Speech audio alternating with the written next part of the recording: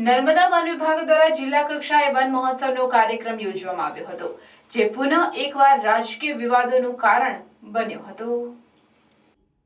આ કાર્યક્રમમાં નર્મદા વન વિભાગના કોઈપણ અધિકારી દ્વારા ડેડિયાપાડાના આમ આદમી પાર્ટીના ધારાસભ્ય ચૈતરભાઈ વસાવાને આમંત્રણ આપવામાં આવ્યું નથી અને ટેલિફોનિક જાણ પણ કરવામાં આવી નથી। એક જનપ્રતિનિધિને પ્રોટોકોલ પ્રમાણે જાણ કરવી જોઈએ, પરંતુ જાણ પણ કરી નથી। આ સિવાય ભાજપના સાંસદ મનસુખભાઈ વસાવાએ ચૈતરભાઈ વસાવા પર નામજોગ આક્ષેપો કર્યા હતા કે ચૈતરભાઈ વસાવા જંગલો કપાવી રહ્યા છે। આ બંને ગંભીર મુદ્દા પર આમ આદમી પાર્ટીના ડેડિયાપાડાના ધારાસભ્ય ચૈતરભાઈ વસાવાની પ્રતિક્રિયા સામે આવી હતી।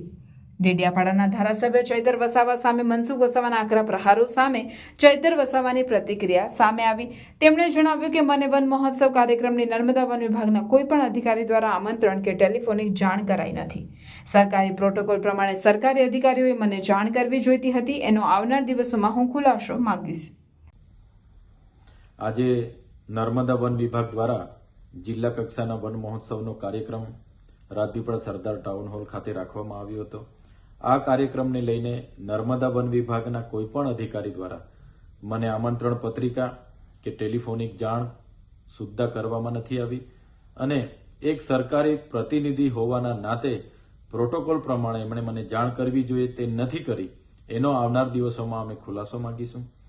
બીજું, મનસુખભાઈ વસાવાએ નામજોગ આક્ષેપો કર્યા છે કે ચૈતર વસાવા ધારાસભ્ય હોય અને જંગલો કપાવી રહ્યા છે, ત્યારે મનસુખભાઈ વસાવા ડેડિયાપાડા અને સાગબારામાં આવીને જોઈ નર્મદા જિલ્લામાં જો સૌથી વધારે જંગલો હોય તો એ અમારા ડેડિયાપાડા અને સાગબારા વિસ્તારમાં છે।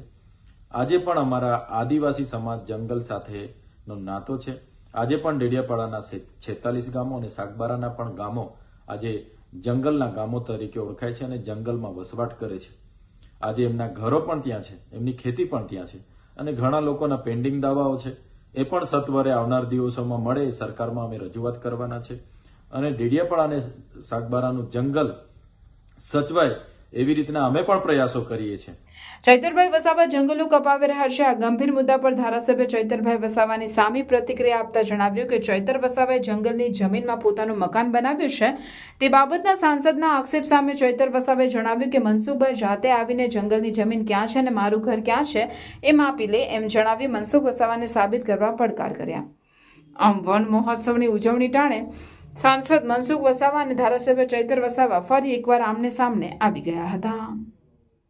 મનસુખભાઈ વસાવા મેં જ્યાં મારું ઘર છે એ ઘર જંગલની જમીન પર અમે બનાવી છે એવા પણ આક્ષેપો કર્યા છે। ત્યારે મનસુખભાઈ વસાવાને હું વિનંતી કરું છું એ જાતે જ આવે અને એની ટેપ પટ્ટીથી જંગલની જમીન ક્યાં છે અને મારું ઘર ક્યાં છે તે માપી લે એવી એમને પણ હું વિનંતી કરું છું।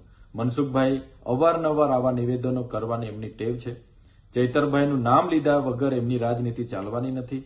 એટલે મનસુખભાઈ એમની ચાલ, એમનો ચહેરો, એમનું ચરિત્ર અમારા લોકો જાણી ગયા છે।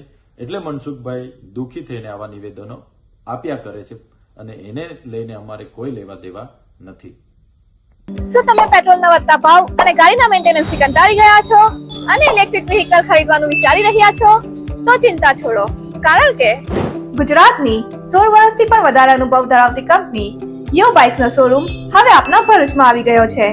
અહીંયા તમને યો બાઇક્સ અને જેલિયો કંપનીના ઈ બાઇક મળશે। અહીંયા ઇલેક્ટ્રિક વ્હીકલ ફક્ત ₹60,000 થી શરૂ થાય છે। અહીંયા તમને વિદ્યાર્થીઓ માટે બેસ્ટ એવા Yo bike electron model, Zelio Eeva model, Zelio Legender plus model એવા દરેક પ્રકારના મોડેલ મળી જશે। ફીચર્સની વાત કરીએ તો સિંગલ ચાર્જમાં 70 કિલોમીટરની એવરેજ ફર્સ્ટ મોડમાં મળી જશે, તેમજ digital speedometer, reverse gear system, cruise control, mobile USB charger, remote lock system, વિશાળ dicky space, BLDC motor, tubeless tyre. Plus પોઈન્ટની વાત કરીએ તો આ ગાડી ચલાવવા માટે તમને પેટ્રોલ, RTO, RC બુક અને PUC ની પણ જરૂર નથી। અહીંયા તમને સરળ હપ્તેથી EMI પણ મળી જશે, સાથે ફેસ્ટિવલ ડિસ્કાઉન્ટ 2000 થી 5000 સુધીનું તો ખરું જ। અરે આટલા ઓછા ભાવમાં તમને આખા ભરૂચમાં આવા ફીચર સાથે કોઈ પણ કંપની ઇલેક્ટ્રિક બાઇક નહીં આપે। તો આજે જ પધારો જય માં ઈ બાઇક, દુકાન નંબર 13, શ્રી નિકેતન ટાઉન, ચામુંડા મંદિરની સામે, જરેશ્વર, ભરૂચ।